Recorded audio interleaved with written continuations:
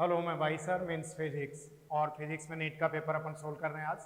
इसमें question number 1 अपने पास जो है ये है, two hollow conducting sphere of radii r1 and r2 have equal charges, the potential would be. तो इक्वल चार्जेस इट मीन्स हमें q तो दोनों का q1 equal to q2 equal to q constant ले सकते हैं, potential v equal to kq upon r। यहाँ kq दोनों ही कांस्टेंट हो गए तो v inversely r। It means जिसका रेडियस स्मॉल रहेगा उसका पोटेंशियल हाई रहेगा। कौन सा ऑप्शन हो गया बच्चों? More on smaller sphere. कोई ज्ञान नहीं लगाना। नेक्स्ट क्वेश्चन देखो, the angular speed on flywheel moving with uniform angular acceleration change from 1200, यहाँ पे क्या लिखा? आरपीएम। बस यही ध्यान रखना था। फाइंड क्या करना? Angular acceleration, angular velocity upon time. Angular velocity omega 2 minus omega 1 upon delta T. लेकिन आरपीएम का मतलब होता है रोटेशन पर मिनट, तो ओमेगा तो रेडियन पर सेकंड स्क्वायर होता है, 2 पाई एन कर दो। देखो 2 पाई एन किया तो अपने पास n2 माइनस n1 पर सेकंड था तो अपन 60। टाइम कितना दिया क्वेश्चन में? 16 सेकंड, राइट। और अपन इनको माइनस करेंगे किसको? देखो 2 पाई n2 कितना दिया हुआ है यहाँ पे, देखो 3120 माइनस 1200 अपॉन 60 इंटू 1600। इनको आप माइनस करते हो तो ये आ जाता है 1920 अपॉन 16 इंटू 16, और इसको आप सोल्व करोगे तो ये आएगा 4 पाई। इट मीन सिर्फ ध्यान हमें यहाँ पे आरपीएम पर जरूर ध्यान देना था। डायरेक्ट ओमेगा 2 माइनस तो फिर इस फॉर्म में नहीं आएगा, क्योंकि आरपीएम की क्या है? रोटेशन पर मिनट। तो ओमेगा को क्या लिखा मैंने? 2 पाई एन। क्लियर हो गया होगा? 4 पाई answer. It means first is right. Next देखो, थर्ड क्वेश्चन अपने पास है, in given circuit potential drop across the two PN junction equal in. PN junction जानते हो, P पॉजिटिव से कनेक्ट हो जाए, P for positive, N for negative. It means forward bias. Forward bias में current पास होगा, रिवर्स बायस में पास नहीं होगा। यहाँ देखो P N दोनों, ये कैसा है? दोनों ही फॉरवर्ड बायस में है, दोनों में करंट पास होगा, सेम ड्रॉप होगा, दोनों पीएन जंक्शन सेम है। PN ये फॉरवर्ड, ये रिवर्स करंट पास नहीं होगा। NP देखो N नेगेटिव, P पॉजिटिव, फिर से फॉरवर्ड बायस में आ गया। इस बैटरी को देखो और इसको देखो, तो A और C दोनों कैसे हैं? फॉरवर्ड बायस हैं। ये भी कैसा है? फॉरवर्ड बायस हैं, दोनों में करंट पास होगा। ये तो forward and reverse, current pass ही नहीं होगा, पोटेंशियल ड्रॉप नहीं होगा। इट मींस आंसर राइट कौन सा हो गया? Third, both circuit A and C। और ये रहा आपका fourth question, two object of mass 10 kg 20 kg are connected to the two ends of ridge end. इधर अपने पास 10 kg और ये रहा अपने पास 20 kg। एक स्ट्रिंग जो मासलेस है इससे कनेक्टेड हो रखे हैं। लेंथ कितना है इसका? यहाँ से यहाँ तक 10 मीटर। देखो आपको ध्यान होगा, अपन ये करते थे, ये M1 है, ये M2 है। सेंटर ऑफ मास फाइंड करना है फ्रॉम 10 kg, तो इसको हम क्या मानते थे? R1, और इसको क्या मानते थे? R2। R1 फाइंड करना है हमें 10 से, तो उसको पकड़ो M2 into R upon M1 plus M2। M2 it means 20 और R हमें 10, M1 प्लस M2 20 प्लस 1 30, और ये आपका आंसर रहा 20/3 और 20/3 metre centre of mass. By the way इधर से पूछते तो क्या करते? R2 आता तो M1R, R1 आया तो M2R। Centre of mass M1R1 plus M2R2 upon M1 plus M2। उसका ही ट्रिक बना लेते हैं, R1 लेना है तो इधर ले लो, R2 लेना है तो ये ले लो। आ रही है बात समझ में? Okay, question number 5, by convex lens. By convex lens जानते हो? देखो इट मींस R1 और R2 दोनों 20, तो R1 पॉजिटिव है तो R2 कैसी रहेगी?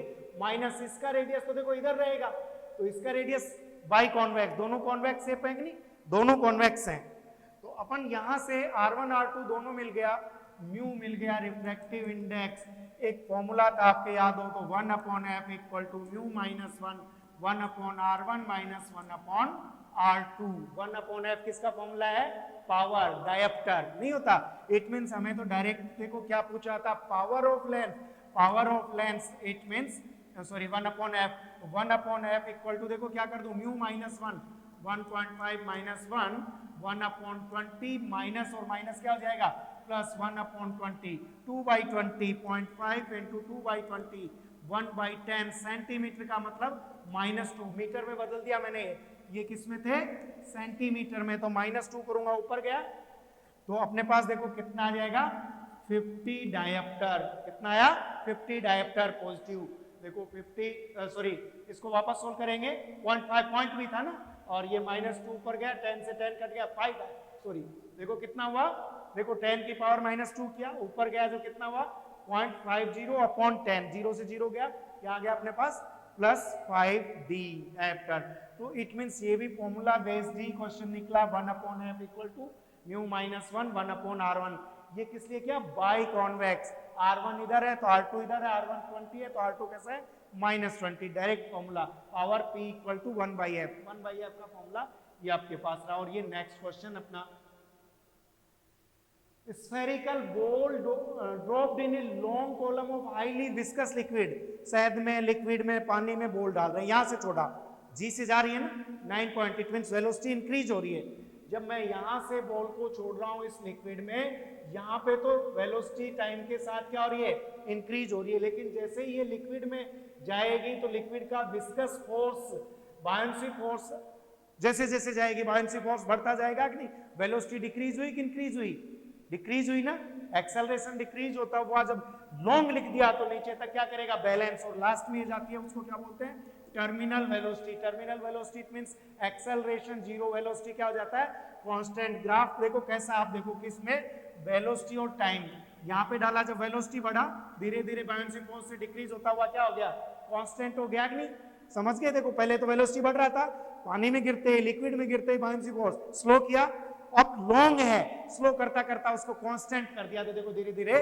कांस्टेंट कौन सा ग्राफ हो गया इसमें देखो दिस वन इज बाकी तो कहीं आसपास ही नहीं है बी मींस आंसर कौन सा हो गया 1 इज राइट और question number 7 the ratio of the radius of gyration uniform disc आपको ध्यान है रेडियस ऑफ गायरेशन का और इसका क्या रिलेशन होता है एम के स्क्वायर इट मींस के प्रोपोर्शनल टू रूट आई आ जाएगा ऐसे लिख सकता हूं के स्क्वायर प्रोपोर्शनल टू आई के रूट आई तो हम क्या करें k1 by k2 equal to i1 by i2 root i1 देखो किसका देखना है uniform disc about an axis passing through its centre normal its centre तो i1 डिस्क के लिए कितना हो गया mr स्क्वायर बाई 2 देखो दूसरा देखो plane of the radius gyration of the about diameter से रिलेटेड कितना हो जाता है डिस्क के लिए mr स्क्वायर बाई 4 रख दो इसमें वैल्यू देखो mr square by 2 upon mr square by 4 under root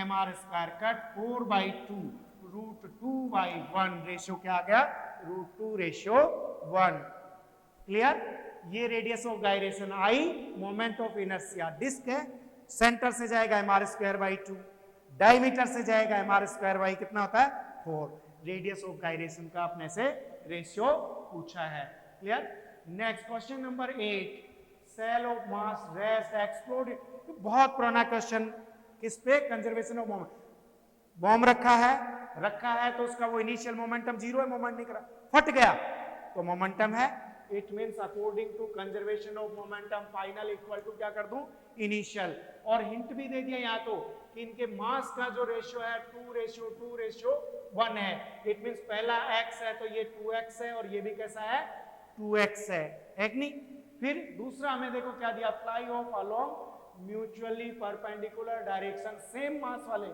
having equal mass fly off along mutually perpendicular same mass वाले जो ये पहले बॉम्ब था जो भी अपने पास एम मास की सेल थी ये जब ब्लास्ट हुई तो सेम मास वाले यानी 2x और 2x ये दोनों कैसे हुए परपेंडिकुलर इस तरह से परपेंडिकुलर तो ये दोनों परपेंडिकुलर और तीसरे का डायरेक्शन इनका डायरेक्शन वेलोसिटी क्या दिया थर्ड जो था अपने पास ये क्या था x इसका पूछा है तो देखो इनिशियल ये कितना था 0 था ना इक्वल टू फाइनल ये भी कैसा होना चाहिए 0 होना चाहिए ना ये दोनों 90 पर है 2x दोनों का वेलोसिटी p क्या होता है mv m कितना है 2x, वेलोसिटी कितना है v, 90 डिग्री पर होंगे तो इनका रिजल्टेंट कितना आएगा √2p कर दूं, ये p है और ये p है, √2p और ये दोनों अपोजिट होंगे तो ही 0 होगा ना।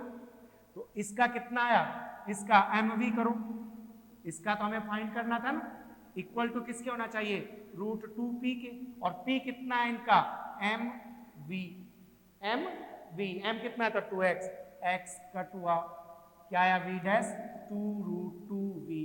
समझ में आई क्या बात, पहले 0 था इनिशियल, फाइनल भी क्या होना चाहिए 0, हिंट क्या दिया, दो 90 पर हैं, 90 पर होंगे तो √2p हो गया, क्योंकि दोनों सेम मास वाले 90 पर, √2p हो गया, p क्या होता है mv, तो ये इसके बराबर होगा तो ही 0 होगा, इसकी डायरेक्शन अपोजिट हो गई, तो अपने पास आंसर क्या आ गया 2√2v।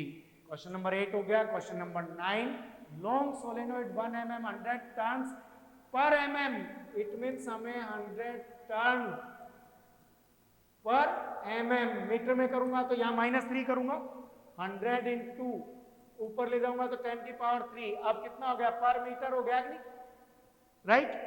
सोलेनोइड का फॉर्मूला क्या होता है बच्चों, बहुत ही प्यारा सा फॉर्मूला Ni होता है कि नहीं, mu naught 4 pi into 10 to the power minus n number of turns पर मिलीमीटर को मैंने मीटर में किया है और कुछ नहीं किया, into 100 into 10 to the power 3, और I करंट 1 एम्पियर हो गया ना 3, और यार कितने हो गए ये 2, 5, 5 इसमें से घटा दो, 4 पाई गुणा 10 की पावर कितना बच गया -2, 4 पाई कितना होता है पाई 3.14 से करो 12.56 गुणा 10 की पावर -2 हो गया कि नहीं हो गया, 3.14 से मल्टीप्लाई, ये फॉर्मूला तो यार b equal to mu naught I N I अपन सिंपल, और इसमें तो n नहीं दे रखा, नहीं दे रखा था तो n पाई l करते, जरूरत ही नहीं पड़ी कि टर्न पर मिलीमीटर, मीटर में कर दिया, मीटर का मतलब अपन ने 1000 से मल्टीप्लाई कर दिया। क्वेश्चन नंबर 9, और ये question number 10, T1 T2 energy, यार हम एनर्जी को E1 E2 लिखते थे, इसने T1 T2 लिख दिया तो कोई अन्याय थोड़ी कर दिया, एनर्जी का फॉर्मूला सब जानते हैं, Z² n² into 13.6 minus sign भी होता है, तो n के साथ क्या रिलेशन है यार इसका, E इनवर्सली 1/n² नहीं है क्या, first excited state it means n1 equal to 2, second state क्या हो गई n3, और इसके कैसा है इनवर्सली, तो E1/E2 करूंगा तो n2² n1², 3 का स्क्वायर 9 और 2 का स्क्वायर 4, रेशियो क्या है 9:4, समझ में आ रही होगी बात। ये सिंपल सा फॉर्मूला हमें लेना था, E इनवर्सली n², हाइड्रोजन का Z तो कांस्टेंट हो गया, तो n2² अपॉन, देखो क्या लिख रखा है, according to the Bohr model, ये रेशियो पूछा है, किसके लिए पूछा है, first and second excited state, तो फर्स्ट स्टेट का मतलब ग्राउंड स्टेट के बाद कौन सी आती है 2, और फिर सेकंड 3, बस ध्यान यही रखना था, n1 2 है, n2 क्या है 3 है, तो 3/2 का स्क्वायर क्या 9/4। क्वेश्चन नंबर 10 हो गए, और ये क्वेश्चन नंबर 11, लाइट रे ग्लास, देखो ये ग्लास सरफेस है, ये हम क्या लेते हैं परपेंडिकुलर लेते हैं, ये इंसिडेंट हुई, एंगल खुद नहीं दिया कि भाई 60 डिग्री पर हुई, इधर आ जाती है तो इसको रिफ्लेक्टेड रे मानते हैं, मानते हैं नहीं, और इधर आ जाती है तो इसको क्या मानते हैं रिफ्लेक्टेड मानते हैं, angle between reflected and reflected, तो रिफ्लेक्शन में तो हमें पता है रिफ्लेक्शन लो तो I इक्वल टू क्या होता है R, रिफ्लेक्शन का फर्स्ट लो यही तो है, इंसिडेंट एंगल इक्वल टू, ये 60 है तो ये भी कितना हुआ, इधर कितना बच गया 30 डिग्री बच गया परपेंडिकुलर। रिफ्लेक्शन में देखो ये μ1 है, ये μ2 है, तो हम क्या काम करते हैं इसमें, μ1 sin I equal to μ2 sin R, refraction की बात कर रहा हूँ, μ1 एयर से आया था, sin I कितना दे रखा था 60 दे रखा था, μ2 इसमें दे रखा है, देखो किस मीडियम में गया √3 में, sin R हमें फाइंड करना है, देखो भाई कितना आया √3/2 equal to √3 into sin R, क्या बचा रहे बच्चों 1/2, it means R equal to कितना हो गया sin 30 का एक होता है 1/2, तो ये एंगल जो हमारे पास आया 30, तो ये कितना बच गया, दोनों के बीच एंगल कितना आया रे 90 डिग्री। समझ में आई बात, एक रिफ्रैक्शन लो भी पूछ लिया और रिफ्लेक्शन भी पूछ लिया, एक क्वेश्चन में दो पूछ लिए, I इक्वल टू R भी पूछ लिया और रिफ्रैक्शन भी पूछ लिया, चाहे कहीं ऐसे पढ़ते हैं sin I upon sin R equal to mu, ऐसे पढ़ लो एक ही बात है, कितने 11, और ये क्वेश्चन नंबर 12, सो बबल एक्सपांड, यार ये एक्सेस प्रेशर आप पढ़ते होंगे, P0 + 40/R पढ़ते हैं ना, एक्सेस की बात करें तो P एक्सेस इनवर्सली कैसा आता है R, जो बबल का रेडियस बढ़ेगा तो प्रेशर घटेगा। यार वैसे भी बबल बना हुआ है, उसमें अब छोटा करेंगे तो प्रेशर बढ़ेगा, बड़ा होता चला गया एयर तो वही है, प्रेशर क्या होगा, डिक्रीज। तो यही तो कह रहा है, एक्सपांड, रेडियस बढ़ रही है तो प्रेशर क्या होगा, इनवर्सली रिलेशन रहता है, जितना बड़ा होगा प्रेशर कम, छोटा दबाते लाएंगे तो फूटने के चांस रहेंगे क्योंकि प्रेशर ज्यादा है। और ये क्वेश्चन नंबर 13 है, plane angle and solid angle. जानते हो दो तरह के एंगल होते हैं, प्लेन एंगल, यहाँ ये है, ये फिक्स पॉइंट है, यहां से ये चला गया, ये एंगल बना, इसको थीटा, इसको बोलते हैं प्लेन एंगल। ये कौन सा है, 2D एंगल, जो कि पूरे चक्कर में कितना बनता है, 2 पाई। यूनिट क्या होता है इसका, रेडियन, या हम इन जनरल पॉपुलर यूनिट क्या है इसका, डिग्री। लिखते हैं कि नहीं लिखते, यूनिट लिखते हैं ना। सॉलिड एंगल आइसक्रीम खाई है, आइसक्रीम का कोन जो बनता है, आइसक्रीम खत्म होगी, यहाँ एंगल जो बनेगा वो यूं बनेगा, ये एंगल होता है 3D, इसको बोलते हैं सॉलिड एंगल। सॉलिड एंगल इसको क्या बोलते हैं, सॉलिड एंगल। सॉलिड एंगल का यूनिट क्या होता है, स्टेरेडियन। आया यार, तो यूनिट तो है ना यार, डायमेंशन लेस है, डायमेंशन नहीं है इनका। MLT कहीं है क्या, यूनिट है लेकिन डायमेंशन नहीं है, units but no dimension. First ही चैप्टर है 11th का। नेक्स्ट अपन ये क्वेश्चन नंबर 13 और ये question number 14, when light propagate through a material medium in epsilon r and relative permittivity। आप देखा वेलोसिटी c/n रिफ्रैक्टिव इंडेक्स होता है, रिफ्रैक्टिव इंडेक्स दोनों मीडियम में क्या होता है, under root mu r into epsilon r. देखो इसमें कौन सा रिलेशन आ रहा है, third is right. Question number 15 और ये अपने पास 2 रेजिस्टेंस, बहुत ही पॉपुलर क्वेश्चन है। मैं हर बार इस क्वेश्चन को बच्चों को करता हूं कि बेटा H equal to I square R T भी होता है, और यहाँ से H प्रोपोर्शनल टू R आता है क्योंकि I कांस्टेंट है, और I कांस्टेंट कब होता है, जब सीरीज हो।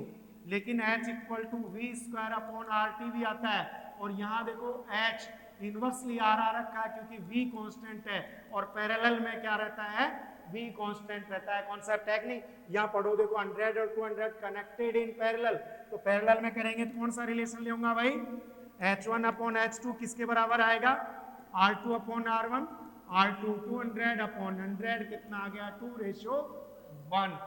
आई बात समझ में। ये क्वेश्चन नंबर, ये थे बच्चों नेट के क्वेश्चन 1 से 15 जो क्लास में रोज क्वेश्चन कराते थे, सेम क्वेश्चन यहाँ पूछे। और अब क्वेश्चन 16 नंबर देखिए, the graph which variation of the Broglie wavelength lambda inversely linear momentum lambda equal to h/p नहीं पढ़ते, तो इनवर्सली का इट मीन्स देखो एक ही ग्राफ है यार, राइट, देखते ही आगे होगा। Next question number 17, a square loop of 1 meter, square loop of side 1 meter, resistance 1 ohm, magnetic field 0.5 Tesla. तो देखो B हमें मिल गया 0.5 टेस्ला, A हमें मीटर स्क्वायर करो इसका 1 का स्क्वायर 1, और थीटा यहाँ से पढ़ो, if the plane of the loop is perpendicular to the direction of magnetic field. तो प्लेन परपेंडिकुलर है, इट मींस थीटा क्या आएगा, 0। मैग्नेटिक फील्ड के परपेंडिकुलर है तो थीटा क्या आएगा, 0।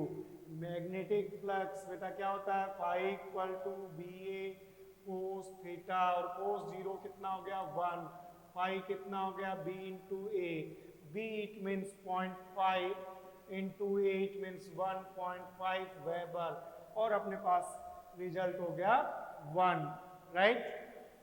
क्वेश्चन नंबर 18, डायमेंशन ऑफ, देखो डायमेंशन में 2 पार्ट देखना, ये डायमेंशन देखो रे बेटा, M1 L1 T-2 किसका है, न्यूटन, और देखो आगे क्या है -2 न्यूटन पर एम्पियर स्क्वायर किसका है, magnetic permeability, Newton A-2 Newton पर एम्पियर स्क्वायर मैग्नेटिक परमिएबिलिटी। और ये क्वेश्चन नंबर 19 में देखो बच्चों क्या दिया है, फ्रीक्वेंसी न्यू एंड न्यू। जब फ्रीक्वेंसी न्यू है तो stopping potential Vs/2, and then frequency nu by 2 है, देन Vs। ये वैसे भी टेक्निकली डाटा इनकरेक्ट हो गया, समझ गए होंगे क्यों भाई, ये एग्जाम है NTA शायद बोनस कर देगा, क्यों, फ्रीक्वेंसी इंक्रीज हो रही है। तो देखो फ्रीक्वेंसी इंक्रीज होने से स्टॉपिंग पोटेंशियल इंक्रीज होना चाहिए था, यहाँ पे देखो Vs/2 और Vs हो रहा है, टेक्निकली गलत है। यदि डाटा इसी को लेके मैं क्वेश्चन करता हूँ तो kinetic energy equal to formula होता है h nu minus nu zero. Kinetic energy stopping potential के साथ रिलेशन अपने पास ये हो गया न्यू माइनस न्यू जीरो। और देखो ई वी नोट पहले कितना है Vs/2 स्टॉपिंग पोटेंशियल h और फ्रीक्वेंसी कितनी है new minus new note. Equation number 1। Second Vs हो गया और फ्रीक्वेंसी होगी न्यू/2 माइनस न्यू नोट और ये इक्वेशन नंबर 2। और देखो बच्चों इक्वेशन को अपन इनको चेंज कर लेते हैं तो इसके बाद जो अपने पास आ रहा है रिलेशन वो देखो दोनों को डिवाइड करो, डिवाइड करेंगे देखो E कैंसिल हो जाएगा, Vs कैंसिल हो जाएगा, H कैंसिल हो जाएगा, सोल्व कर लेंगे तो ये न्यू नोट आता है अपने पास 3/2 न्यू। तो इस हिसाब से इसको चूज कर सकते हैं, लेकिन इसका डाटा इनकरेक्ट है, बोनस होना चाहिए, एंटी बोनस करेगा शायद इस क्वेश्चन को। नेक्स्ट क्वेश्चन देखो, in half wave rectification, rectification का काम क्या होता है भाई रेक्टिफायर का, ये क्या करता है डीसी को एसी में कन्वर्ट करने का काम करता है। इसमें हाफ वेव में एक और एक गायब हो जाती है, लेकिन फ्रीक्वेंसी यहाँ 60 हर्ट्ज है तो यहाँ भी क्या रहेगी 60 हर्ट्ज ही रहेगी। इन्वर्टर में रेक्टिफिकेशन में डायरेक्शन करता है, ये एसी को डीसी में कन्वर्ट करता है, फ्रीक्वेंसी चेंज नहीं होती है। यहां देखो बेटा P constant, pressure constant, isobaric, volume constant, isometric, अब बच गया आइसोथर्मल और एडियाबैटिक प्रोसेस। तो एडियाबैटिक का स्लोप अपन देखते हैं कितना होता है गामा टाइम्स ऑफ P, जबकि आइसोथर्मल का स्लोप कितना होता है P आइसोथर्मल का, जबकि एडियाबैटिक का क्या होता है गामा P। गामा P का स्लोप ज्यादा है, दोनों में देखो ऊपर होता जाएगा, यूं वर्टिकल जाएगा, यहाँ देखो कितना हो गया स्लोप 0, जितना इधर आएगा तो दो का स्लोप कंपैरेटिवली ज्यादा है। तो एडियाबैटिक प्रोसेस कौन सा है 2 नंबर, और 2 नंबर का आंसर कौन सा हो गया 1। जितना वर्टिकल होगा स्लोप ज्यादा होगा एडियाबैटिक। ये कौन सा हो गया आइसोथर्मल, समझ गए, आइसोबारिक हो गया, आइसोथर्मल हो गया, एडियाबैटिक हो गया और आइसोमेट्रिक हो गया, तो आंसर हो गया 2। नेक्स्ट, ये टोटल मेमोरी बेस्ड क्वेश्चन है बेटा, इनकी वेव इलेक्ट्रोमैग्नेटिक वेव का आपको स्पेक्ट्रम आता है तो थर्ड आंसर इसका जा रहा है। और ये नेक्स्ट क्वेश्चन नंबर 23, देखो डिस्प्लेसमेंट टाइम ग्राफ का slope, slope it means tan theta किसके बराबर होता है v के, तो v1 अपॉन v2 की बात करूंगा तो मैं tan theta 1 upon tan theta 2 की बात करूंगा, tan 30 का मतलब 1/√3, tan 45 1/√3, और ये आपका आंसर हो गया। यही पूछा है 30 और 45 with the x axis as the shown the ratio of their respective velocities. तो स्लोप tan थीटा v और tan थीटा का रेशियो किसका आ जाएगा वेलोसिटी का रेशियो। और ये question number 24, in Young's double slit experiment, ध्यान है Young's double slit experiment, n lambda d/d, यहाँ ये कांस्टेंट है तो अपन क्या कर सकते हैं n1 lambda e1 equal to n2 lambda 2, n1 देखो 8 number of rings, lambda 1 600 nanometre, n2 find करना है l2 400 मीटर। देखो रे बेटा n2 कितना आ गया 8 6 48 4 12, तो कितना आंसर आ गया अपने पास 12। थर्ड आंसर इसका राइट जाने वाला है, बहुत ही पॉपुलर सा फॉर्मूला अपने पास है। और next question 25, the peak voltage, अरे भाई V naught equal to √2 VRMS, otherwise यूं भी पढ़ते होगे VRMS equal to V naught by √2 times, तो peak value √2 times of value, देखो √2 टाइम्स ऑफ RMS वैल्यू, तो आंसर करेक्ट कौन सा चला गया सेकंड आंसर इज करेक्ट 25। और नेक्स्ट क्वेश्चन है 26, यहाँ पूछा है the initial tension on A stretched string is double then the ratio of the initial and final speed of the transverse wave V proportional to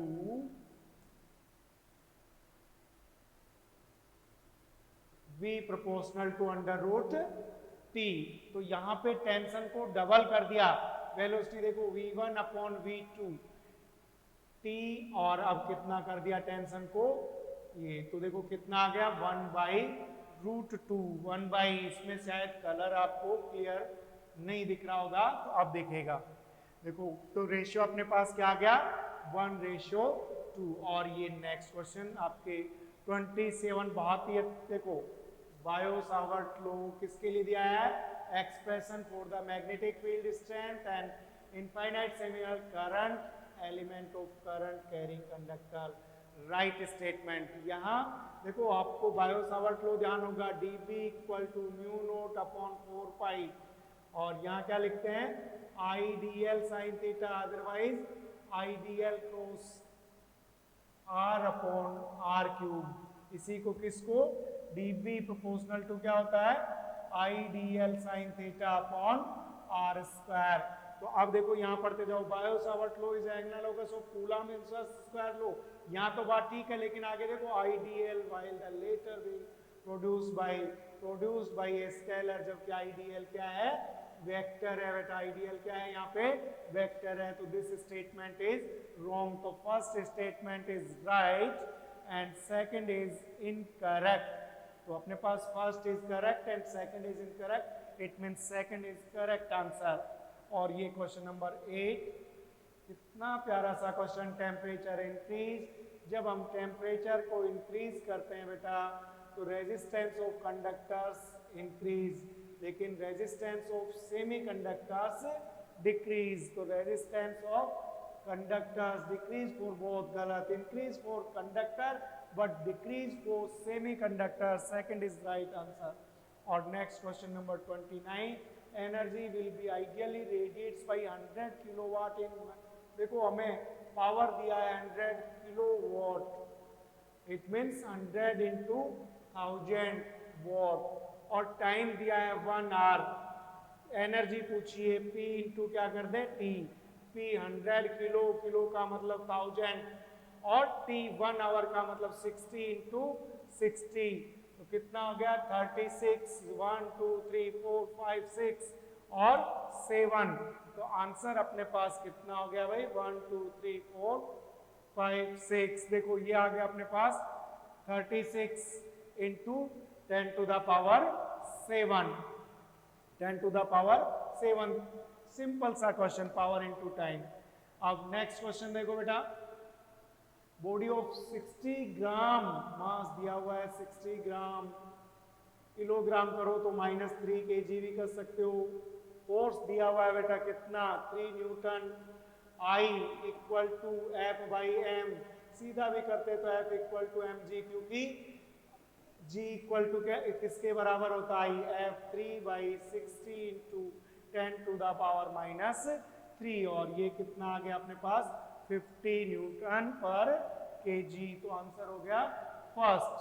और ये next 31 question देखो रे बेटा, कितना यहाँ से क्या निकला पॉजिट्रॉन निकला, -1 किया तो कितना बच गया ये 10, और ये कितना 22, क्योंकि तो मासलेस कोई मीनिंग नहीं है, तो 10 नंबर क्या होता है नियॉन, और 22, तो right answer is second. The angle between the electric lines of force and the equipotential, electric lines of force represent the intensity of electric field. Electric field would always perpendicular to equipotential surface. So correct answer is 90 degree. और next question number 33, copper wire of length 10 meter, radius of wire 10 to the power -2 upon pi meter, resistance 10 ohm, the current density find करना है, electric field हमें given है 10 volt पर metre. बेटा आपके ये J = sigma E आपके ध्यान है तो यहाँ से कर सकते हो, मैं तो कह रहा हूँ नहीं याद, तो सिंपली J = I/A होता है कि नहीं, IV/R होता है कि नहीं बेटा।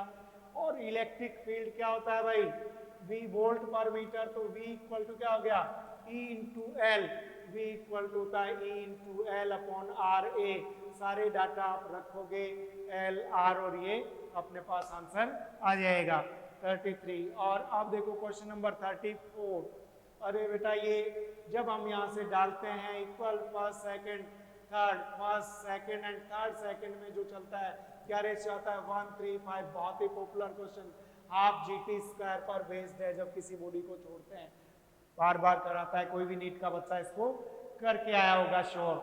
An electric lift with maximum load of 2000 kg lift plus passenger moving up with a constant, ये लिफ्ट है और ये अपवर्ड डायरेक्शन में वेलोसिटी 1.5 मीटर पर सेकंड, नीचे की तरफ एक तो अपने पास 2000 kg ये लगी रहा है, साथ ही देखो फ्रिक्शनल फोर्स, फ्रिक्शनल ये तो 2000 kg अपने पास लगी रहा है, mg कर देंगे, और देखो साथ में फोर्स, फ्रिक्शनल फोर्स जब ये ऊपर जा रही है तो फ्रिक्शनल फोर्स किधर लगेगा, इसके डायरेक्शन के अपोजिट, कितना लग रहा है ये 3000 न्यूटन, 3000 न्यूटन।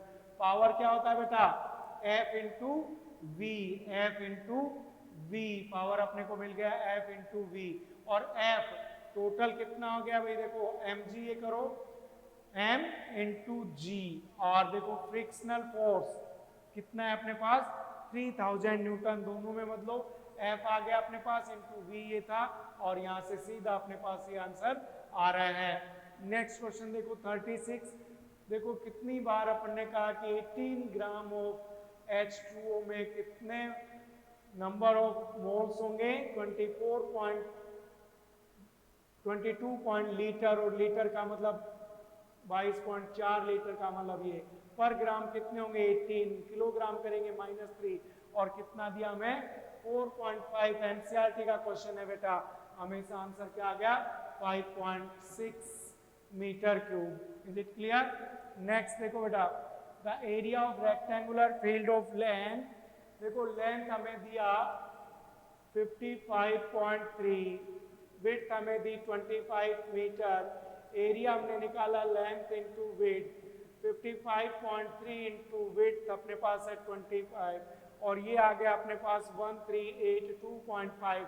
कई बच्चे इसको आंसर करके आगे होंगे, लेकिन यहाँ significant figure and after rounding off, तो सिग्निफिकेंट फिगर यहाँ पे कितने थे 2 थे ना बेटा, 2 ही सिग्निफिकेंट फिगर थे, तो देखो पहले तो राउंड ऑफ करो, ये वो अपने पास 0.5, तो 1383, और 83 ग्रेटर देन कैसा है, 83 कैसा है भाई ग्रेटर देन 50, तो इसको हम क्या लिख सकते हैं 1400, 1400 का मतलब 14 इंटू 10 टू द पावर 2, क्योंकि इसमें सिग्निफिकेंट फिगर 1 और 2 हैं, और 2 सिग्निफिकेंट में देना था, तो आंसर अपना राइट क्या आया 14 इंटू 10 की पावर 2। 38 पॉपुलर क्वेश्चन देखो, यहाँ अपने को 100 वोल्ट से इसको कर दिया, फिर इसके पैरेलल में common potential C1 V1 plus C2 V2 upon C1 plus C2 से कर दो बेटा, C1 हमें 900 पिको फैरेड दे रखा है, और V1 पोटेंशियल हमें 100 दिया है, V2 तो 0 था, C1 प्लस C2 अपन कर देंगे 900 प्लस 900 पिको फैरेड माइनस 10 की पावर 6 अपन करेंगे, तो यहाँ से तो अपने पास क्या आ गया वोल्टेज, और अब क्या काम कर दो कॉमन वोल्टेज के बाद एनर्जी, आप दोनों पैरेलल में, तो C1 प्लस C2 इंटू क्या कर दो V², ये आप लगा दो, और इसका ये अपने पास आंसर आ जाएगा 2.2 इंटू, और नेक्स्ट क्वेश्चन समझ में आ गया होगा। पहले कॉमन पोटेंशियल निकालेंगे, ये 0 है, C1 V1 C1 plus C2 करके कॉमन पोटेंशियल आ गया, पोटेंशियल एनर्जी का 1/2 C1 plus C2 into V² कर देंगे। डायमेंशनल फॉर्मूला कोई भी नीट का बच्चा कर लेगा, gravitational F into R² upon M1 into M2, it means newton into metre square upon kilogram square, newton it means M1 L1 T minus 2 into L2 upon M2, कितना हो गया बेटा M-1 L3 T माइनस 2, किसका gravitational constant का, M-1 L3 T minus 2, ये हो गया। Potential energy, gravitational potential energy, energy जो भी अपने पास होती है किसके बराबर होती है रे, वर्क के M1 L2 T माइनस 2, कोई भी एनर्जी हो M1 L2 T माइनस 2, तो ये हो गई अपने पास potential energy. Intensity G acceleration L1 T minus 2, gravitational acceleration L1 T minus 2, तो ये हो गया अपने पास, और ये बच गया किसका ग्रेविटेशनल पोटेंशियल, तो ये अपने पास आंसर हो गए 40 क्वेश्चन नंबर 40 देखो, ये भी बहुत ही पुराना और पॉपुलर क्वेश्चन अपने पास। देखो क्या था, N1 T1 equal to N2 T2 tension, और टेंशन का अपन लें तो under root L1 equal to N2 under root L2। देखो N1 upon N2 equal to क्या आ गया बेटा, L2 अपॉन L1 का अंडर रूट 121 अपॉन 100 का अंडर रूट, इट मीन्स 11/10। ये 10 है तो ये कितना होगा 11। Is it clear? Next question देखो बेटा 41, गिवन टू स्टेटमेंट्स। फर्स्ट देखो, a coil spring copper has more, ये है first, stress string of determined by the shear modulus. क्या होता था, देखो ये अपने पास कोई शेप है, ये शेप है, और देखो शियर क्या होता है, जब हम इसको टेंजेंशियली फोर्स लगाते हैं तो ये साइड इस तरह से कुछ स्प्लिट हो जाती है, इस तरह से, इसको बोलते हैं शियर मॉडुलस। ये स्प्रिंग है अपने पास देखो सर्कुलर, इसको हम टेंसाइल फोर्स लगाएंगे तो ये इस तरह से देखो इधर होगी, इट मींस शियर स्ट्रेस, ये हो रहा है शियर मॉडुलस, तो ये क्या है, करेक्ट है। कोई spring of copper has more tensile, steel has more tensile than copper, तो ये क्या हुआ, रॉन्ग स्टेटमेंट हुआ। First is correct, second is false. और next question 42, the ball is projected, बहुत ही प्यारा क्वेश्चन देखो, ball is projected velocity 10 metre पर second, angle 60 degree with vertical, ध्यान रखना, तो ये कितना हुआ बेटा 30।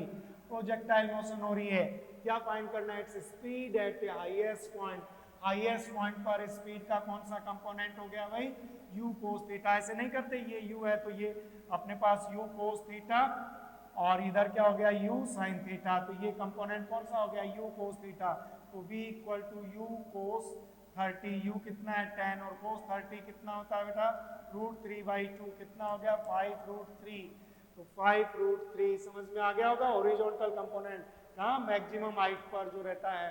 Question number 43, two transparent media A and B separate by a plane boundary, the speed of light those media 1.2 and respectively the critical angle. Critical angle पर क्या होता है बेटा, देखो μ1 साइन, जब क्रिटिकल एंगल आई हो जाए तो μ2 साइन, ये r कितना हो जाएगा 90, μ1 μ2 दिए हुए हैं, वेलोसिटी v, c बाई क्या होता है म्यू, वेलोसिटी अपने पास इसका कैसा आएगा, इनवर्स रेशियो आएगा 3/4 यानी 0.75 साइन इनवर्स। और नेक्स्ट लॉजिक गेट, जिसने भी ट्रूथ टेबल समझ में आ रही होगी वो कर लेगा नीट का बच्चा। और ये 45 देखो LCR सर्किट है, कैपेसिटेंस और ये हेनरी, L इक्वल टू कितना दे रखा है 10 हेनरी, C इक्वल टू कितना दे रखा है बेटा 10 माइक्रोफैरड, वोल्टेज हमें यहाँ V नोट मिला हुआ है 200 और omega 100 volt. If the resonant frequency is mu naught and the frequency of AC shows nu, then तो फ्रीक्वेंसी तो हम ओमेगा, देखो ओमेगा क्या होता है बेटा 2π/T, से अपन फ्रीक्वेंसी 1/T से ओमेगा से निकाल सकते हैं, क्योंकि ओमेगा की वैल्यू हमें क्या दे रखा है 100 दे रखा है, तो T इक्वल टू देखो ओमेगा T इक्वल टू 2π/ओमेगा π/50, ये अपने पास क्या आ गया टाइम पीरियड, तो फ्रीक्वेंसी कितनी आ गई 50/π, तो फ्रीक्वेंसी तो कितना आ गया अपने पास म्यू नॉट इक्वल टू। और रेजोनेंट फ्रीक्वेंसी की बात करें तो 1/2π under root, popular formula L और C दोनों दे रखे हैं, हो जाएगा। और ये देखो wheat stone bridge, wheat stone bridge में आपने देखा कि सेंसिटिव कब रहेगा, जब चारों PQRS अपने पास PQRS लगभग क्या होना चाहिए अप्रोक्सीमेटली इक्वल, रेजिस्टेंस लो रहेगा तो डिफ्लेक्शन कैसा आएगा, अच्छा डिफ्लेक्शन आएगा, रेजिस्टेंस हाई रहेगा तो डिफ्लेक्शन कैसा आएगा, स्मॉल डिफ्लेक्शन आएगा। तो हमें इसमें कैसा लार्ज डिफ्लेक्शन चाहिए बेटा, इसमें कैसा चाहिए हमें लार्ज डिफ्लेक्शन चाहिए, तो रेजिस्टेंस कैसे चाहिए स्मॉल, और approximately equal, should be approximately equal and small. Ampere circuital law for long straight circular cross section carrying a steady current, the variation of magnetic field, बेटा सिलेंडर के लिए inside magnetic field B proportional to R और outside B inversely 1/, क्या आता है R। तो यहाँ पे देखो linear increasing function of distance R up to the boundary, boundary तक लीनियर, यहाँ तक ठीक है बात। 1/r डिपेंड्स ऑन आउटसाइड, ये आउटसाइड ये r है, ये इनसाइड है और ये हो गया आउटसाइड। तो अपने पास देखो क्या है, linearly increasing function distance up to boundary of wire, then linearly decreasing of the outside the, इसके बाद देखो linearly increasing function of r up to boundary of the wire and decreasing 1/r depends outside of the region.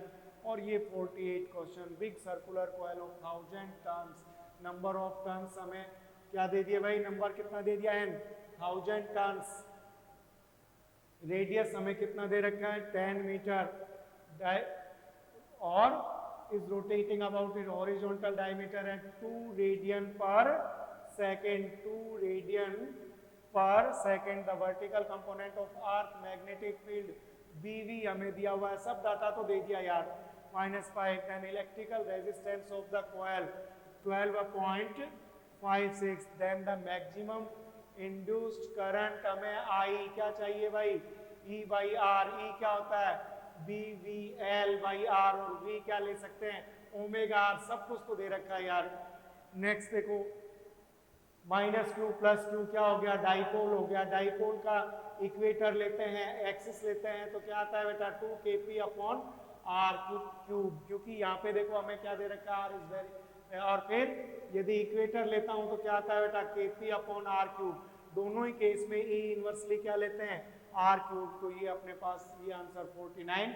और ये last question 50 देखो, mass number दे रखा है, the ratio of the radius proportional to a 1/3 कर दो बेटा, 125/64 का 1/3 करोगे, देखो 555 और 444, राइट, सेकंड आंसर। तुम आया मजा पेपर में कि ये होता है एक एक्सपीरियंस, आपको कैसा पढ़ा है, कैसा पढ़ाया गया है। फिजिक्स के पेपर में वाकई एक एक्सपीरियंस टीचर ने आपको पढ़ाया है तो बहुत ही सिंपल था, किसी तरह की कोई दिक्कत नहीं आएगी। तो थैंक यू सो मच। मैं Y sir means physics YCL Jodhpur, thank you.